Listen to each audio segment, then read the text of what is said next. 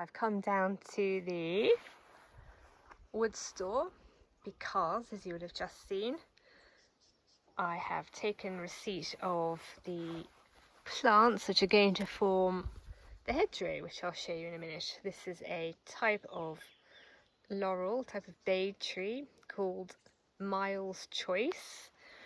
The reason I went for that is primarily because that's the place I bought it from had in stock. That's from an Australian online nursery, which I often buy plants from. But also I like the sound of it. You may know we've got, although you can't really see it, by the house, the bay tree. It was here when we bought the house. So I don't know what type it is, but I tried to prune it into a pyramid. I'm not going to be pruning these into a pyramid, but what I did like the sound of this is that it's relatively compact. So I don't really want a hedge that is too wide here, because I've got a row of daffodils and jonquils, and I think it's about sort of here. And I sort of ideally would like them to still be visible on the inside of the hedge, but obviously I don't want the hedge going right over onto the drive there. So I have discussed this previously, but as a reminder, or if you're new, just to gen you up, essentially we built this shed here, a great big long shed on the side closest to us. I've got my firewood, and the side furthest away from us, Will's got his woodworking wood. In order to disguise it, I've got this row of plants here, all different types of plants, all evergreens though, different types of flowers, different types of interest, but the idea is they will grow up and screen this. This was a former orchard surrounded by a chicken wire fence, which we took down in order to repurpose the poles to make the wood store. But we are now starting to repopulate it with some fruit trees. We've got 4 in there now that we've planted: a Bramley apple, a cherry plum, a russet apple, and a plum. No, a cherry. And I will be hoping to buy a plum to correspond with the existing plum. And then we've got a stone fruit tree, a peach tree, and a crabapple tree. They were existing here. So what we were thinking of doing was walling this in on this side too, by putting in a nice hedge, so that essentially when you're coming up the drive, if you go down here, you can use your imaginations. You're coming up the drive to our house, and everything here is obscured from view. So essentially we're making a secret walled type of garden affair, a walled orchard, but we're walling it with hedge. We have potential plans for taking down a section of this fence here and essentially having the formal garden spill into the orchard here, rather than accessing it through the little gate that's up there. But we'll see how we feel about that. In order to achieve that, I do have a couple of trees up there which unfortunately I'm going to have to remove, one which is basically dead and one which is in the way. But anyway, that's for later on in the year, if at all. But yes, for now I'm going to be planting out the little bay trees. I've got 8.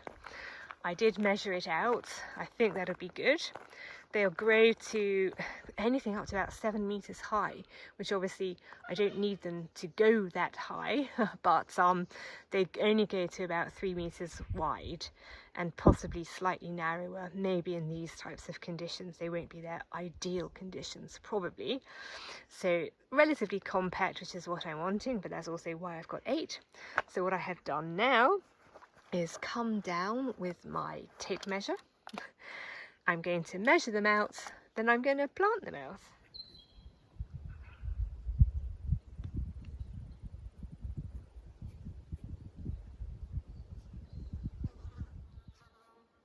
Quick update on how the wood processing project's going. You might be able to see pile down there, although I appreciate it's hard to gauge scale. It's quite a big one. And then in front of me I have the next pile I've accumulated. This is the second parallel path, so I've made my way up past the first up to the second. Then behind me, I've got another pile on the go there, which has been slightly subtracted because I have then also put a load in the back of the car in order to make space to top up again this pile. So we're making quite good progress. It's actually quite good to be able to get this done before the bay is empty. As I mentioned previously, I'm trying to get ahead of myself so I'm not kind of chasing my tail with this project, especially as with the Brumbies still out of action, this is our only usable vehicle for doing this, and obviously Will and I then have to share it because this is Will's car and that can hold me up. So trying to get ahead of myself, I decided I'll take this load down even though it's not currently possible for me to process it. As last time, I've got nowhere to put it once it has been processed. The bay still isn't empty, but that has given me more space to continue building up this pile. I think I'm making quite good progress to getting sort of the bay 1.5 to 2 rows full, which is pretty good going. Looks like the Bowerbird bought us a present in return for all the biscuits it gets, so out of reciprocation I'll give the Bowerbird some biscuit and thank him for the lovely present he's just brought to the house. This is what happens the spate of very wet weather. I'm on my way home and this is about the 4th or 5th tree I've seen that's come down and gone over the road. So this is an emergency services vehicle which is responding, and the people who've got stuck in front, stuck behind it are assisting dragging it off the road.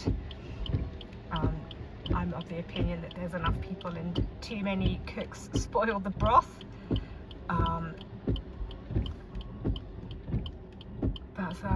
Yeah, there's been a lot of this happening up here today by the looks of it. Some huge trees have slid down slopes and onto the ground. All it takes is a bit of rain. Anyway, it's good this service exists, otherwise I think locals are pretty adept at dealing with this type of stuff themselves. Kind of have to be a bit resourceful when assistance could be several hours away. Good morning. It's a lovely autumn morning here this morning.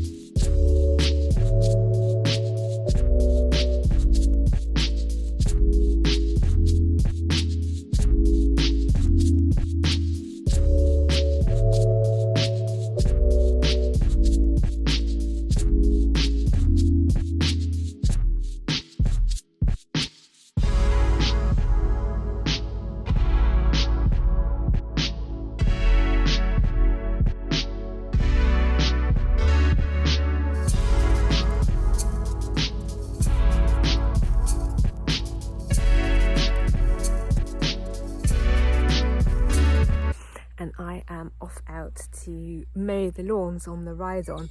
I did the push mowing yesterday, but today it's the turn of the ride-on, and then I've got one more batch of mowing to do, which is the exterior fence push mowing and strimming, and then that'll be that. I think that this could be the last time that I have to do the mowing of the driveway lawns and the Mr. Darcy walk and the fire break.